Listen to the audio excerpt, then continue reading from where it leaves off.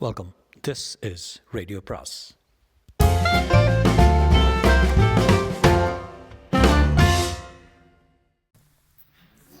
வரவிருக்கும் அன்பு வணக்கம். ஜாவர் சீதாராமனின் உடல் பொருள் ஆனந்தி அத்தியாயம் 22. ப்ராசிக்யூட்டர் பாஸ்கர் என்ற இன்ஸ்பெக்டரையும் கான்ஸ்டபிள்களையும் அடையாறு எலியட் ஸ்பீச்சுக்கு போகும் வழியில் உள்ள மேஜர் மாயநாதன் வீட்டுக்கு அனுப்பி வைத்தார். இதே நேரத்தில் டாக்டர் சண்முகசுந்தரம் மருத்துவமனையில் திலீபன் படுத்திருக்கும் அறையில் டாக்டர் உட்கார்ந்திருந்தார். திலீபன் கண்களை மூடி படுத்திருந்தான். அவன் மூச்சு லேசாக வந்து போய்க் கொண்டிருந்தது. அவனுடைய இதயம் மெல்ல மெல்ல வேலை செய்தபடி இருந்தது. அது கூட எப்போது நின்றுவிடுமோ என்ற அச்சத்தை ஏற்படுத்தி கொண்டிருந்தது. ஆனால் இதே நிலையில்தான் திலீபன் இதயம் கடந்த பல நாட்களாகவே இருந்து வந்தது. ஆனால் அது நிற்கவே இல்லை.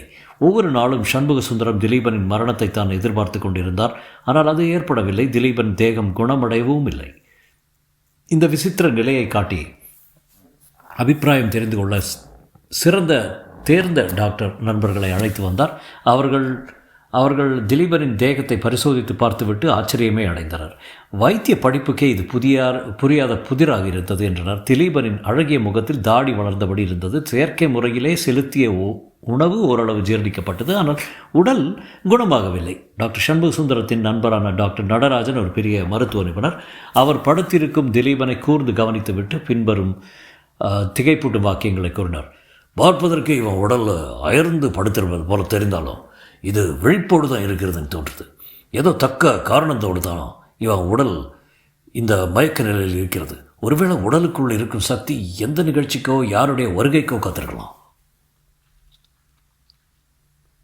என்று கூறி நிறுத்தினார் நடராஜன். ஒரு யோசனை தோன்றியது. உடனே டாக்டர் சண்முகசுந்தரத்தை அப்புறம் அழைத்து சென்று அவர் காதில் ஏதோ விஷயங்களை கூறிவிட்டு ஒரு துப்பாக்கியுடன் திலீபனின் அறைக்குள் நுழைந்தார். பிறகு டாக்டர் சண்முகசுந்தரத்தை பார்த்து பின்வரும் வாக்கியங்கள் சத்தம் போட்டு சொன்னார்.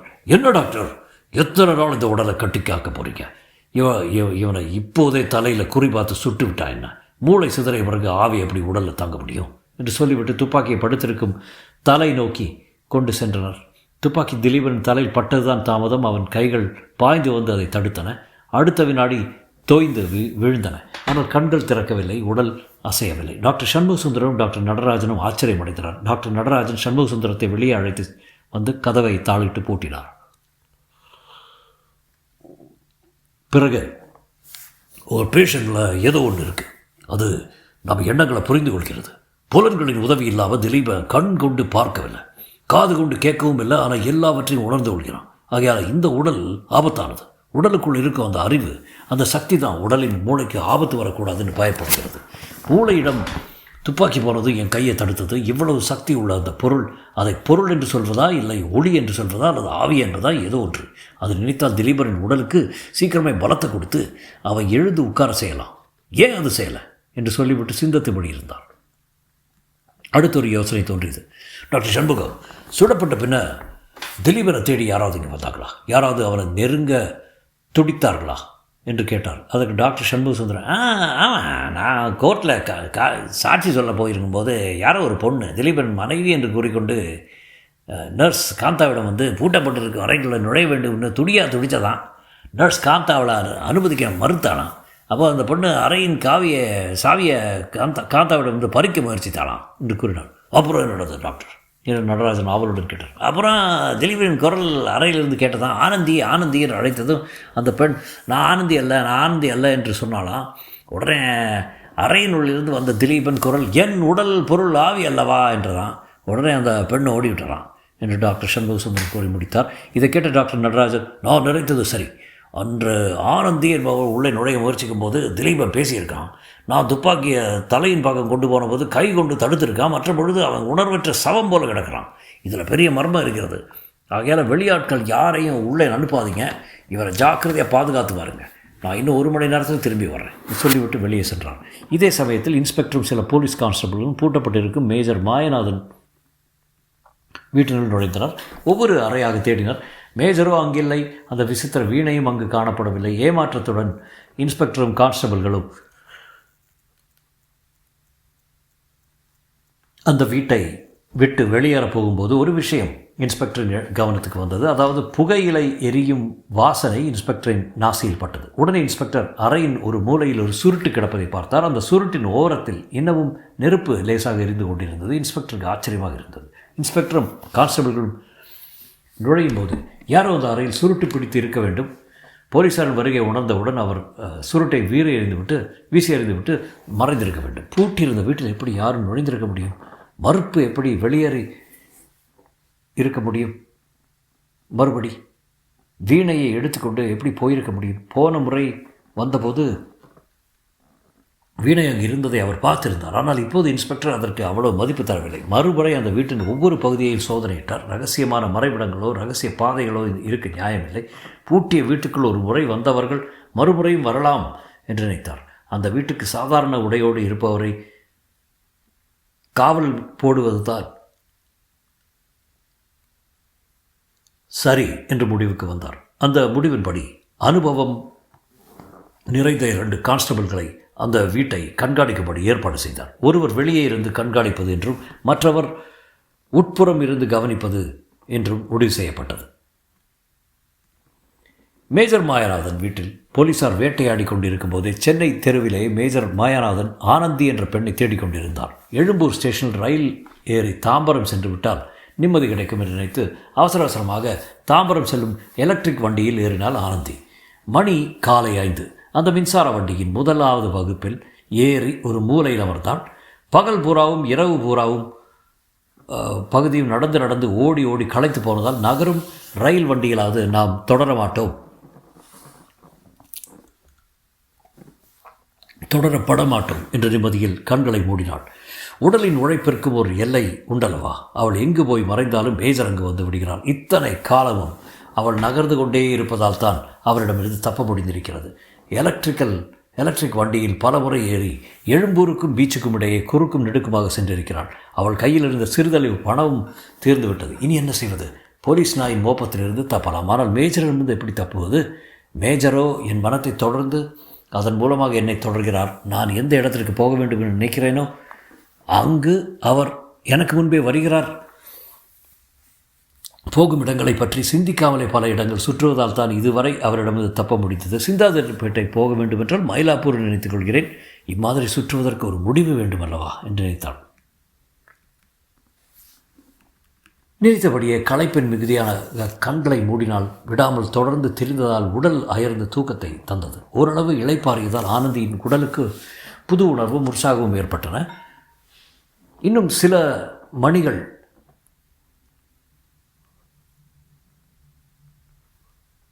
மேஜரின் பிடிப்பில் இருந்து தப்பலாம், அசராமல் நெதியாமல் சிந்தியாமல் ஓடிக்கொண்டே இருக்கலாம் என்று நினைத்தாள். வண்டி பல்லாவரத்தை தாண்டி கொண்டிருந்தது. திடீரென்று அவளுக்கு தோன்றியது ஒரு யோசனை.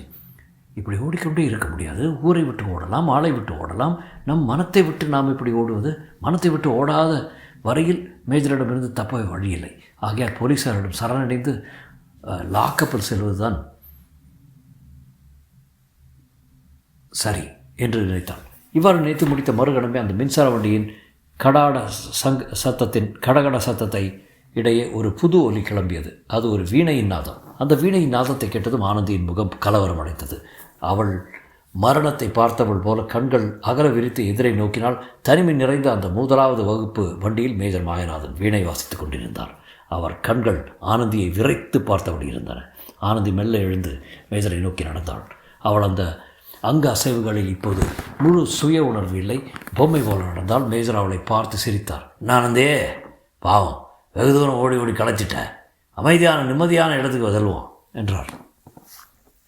ஆனந்தி என்று என்னை கூப்பிடாதீங்க, தயவுசெய்து என்ன அப்படி அழைக்காதீங்க என்றாள் ஆனந்தி. மேஜர் சிரித்து கொண்டார். பிறகு ஒரு குரூரமான குரலில், ஆனந்தே என்று உன்னை சில நாட்களுக்கு தானே அழைக்க போகிறேன், அப்புறம் உன்னை யார் எந்த பெயரில் உன்னை அழைக்க மாட்டாங்க என்று சொன்னார்.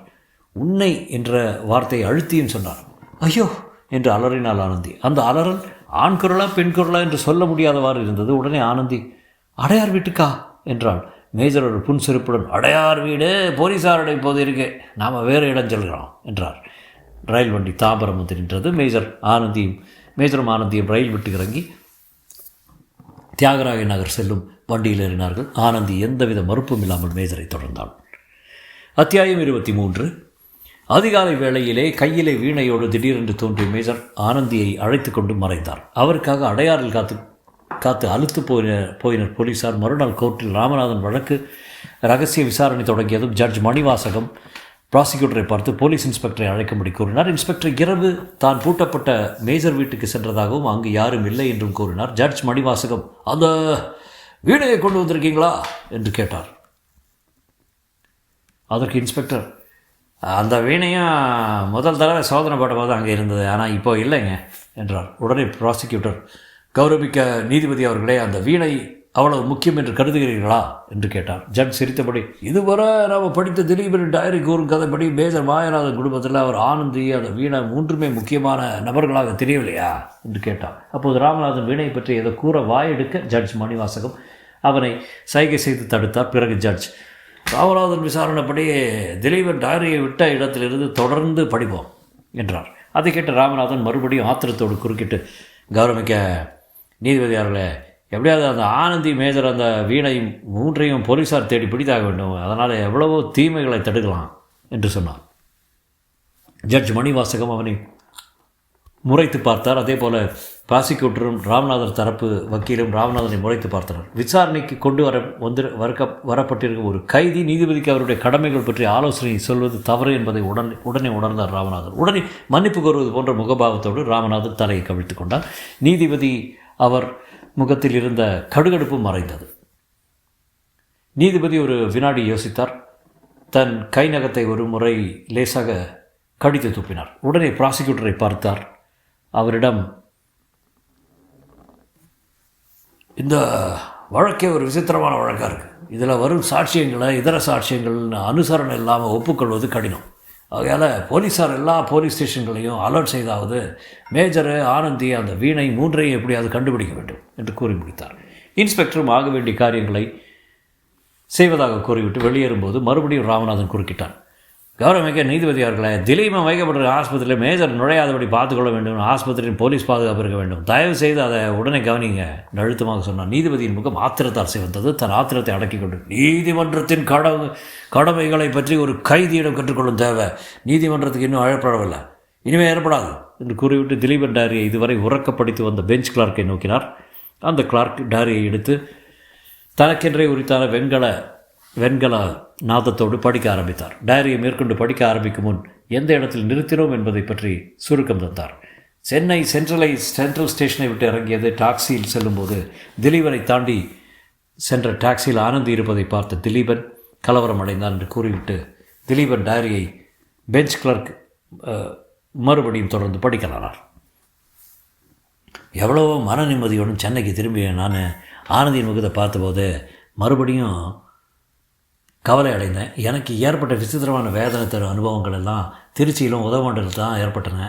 சென்னை நகரத்தில் வளர்ந்து உருவானான் நான். சென்னையில் சிந்தாதிரிப்பேட்டையில் என் தந்தையோடு நான் வாழ்ந்தபோது இம்மாதிரி புரியாத திடுக்கிடும்படியான அனுபவங்கள் எனக்கு ஏற்பட்டதே கிடையாது. வறுமையின் கொடுமையையும் தாயின் கண்ணீரும் தந்தையின் தவறான நடத்தையும் எனக்கு துன்பம் அளித்த தாயினும் அவைகள் வழக்கமாக மனிதன் சக்தியும் மாமூல் துன்பங்களே சக்திக்கு மாமூல் துன்பங்களே. ஆனால் இன்றோ நான் செல்வந்தர்களின் உறவை சம்பாதித்து விட்டேன். தங்கப்பதுமை சீதா எனக்காக காத்து தவம் கிடக்கிறா. இருந்த போதிலும் என் அறிவிலும் உணர்ச்சிகளும் என்னுடையதாக இல்லாமல் யாருடைய ஆதிக்கத்திலோ நின்று ஏங்கினேன். அடுத்த நிமிடம் நான் என்ன செய்வேன், எந்த விதமான நடந்து கொள்வேன் என்று எனக்கே தெரியல. பூராவும் பித்தம் பிடித்தவன் போல நிலை. எவ்வளவோ இன்பமான நிலை. ஏனென்றாலும் வைத்தியத்துக்கு தான் வைத்தியம் என்றே தெரியாது.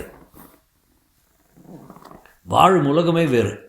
ஆனால் பகுத்தறிவோடு வாழ்ந்து கொண்டிருப்பவன் தன்னுடைய உணர்வுகள் திடீரென்று தன்னை விட்டு நழுவுவதை உணர்ந்து கொண்டே வாழ்வது ஒரு பயங்கரமான நிலை அல்லவா?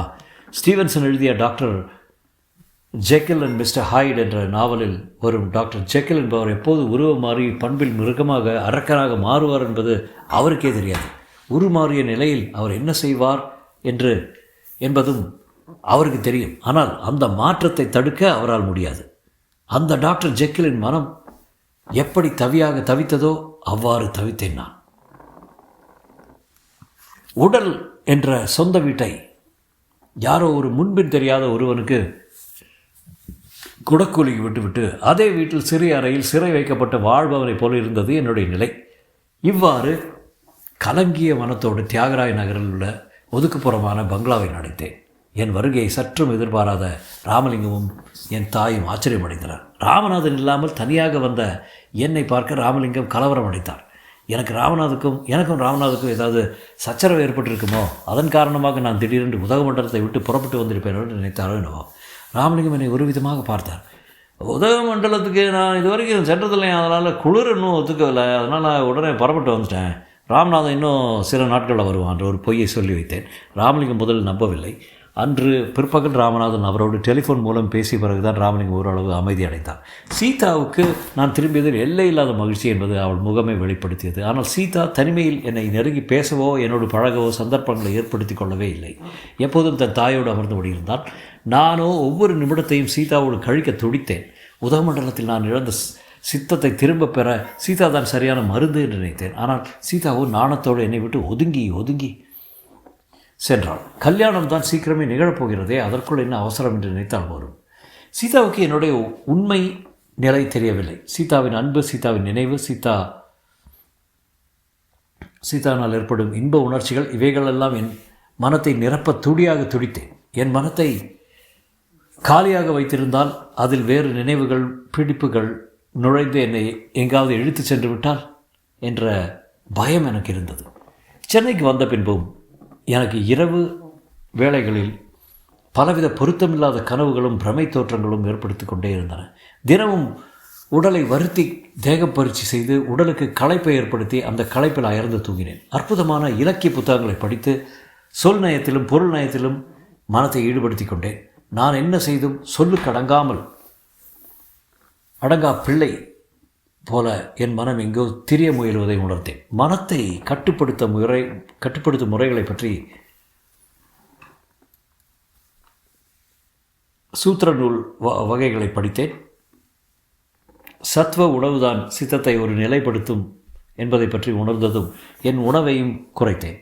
நெல்லிக்காய், பாகற்காய், பால், பழம் இப்படி சாப்பிட்டு வந்தேன். பூட்டிய அறையில் உட்கார்ந்து பிராணாயாமம், தியானம் முதலியான செய்து பார்த்தேன். 2 நாட்களில் உடல் இளைத்து மனம் ஓரளவு லயப்பட்டது. என்னுடைய விபரீத சோதனைகள் என் தாய்க்கும் சீதாவுக்கும் கவலையை கொடுத்தன. திலீபா, நாடா சன்னியாச போடுறியா? நெல்லிக்காயும் பாகற்காயும் திங்கிற?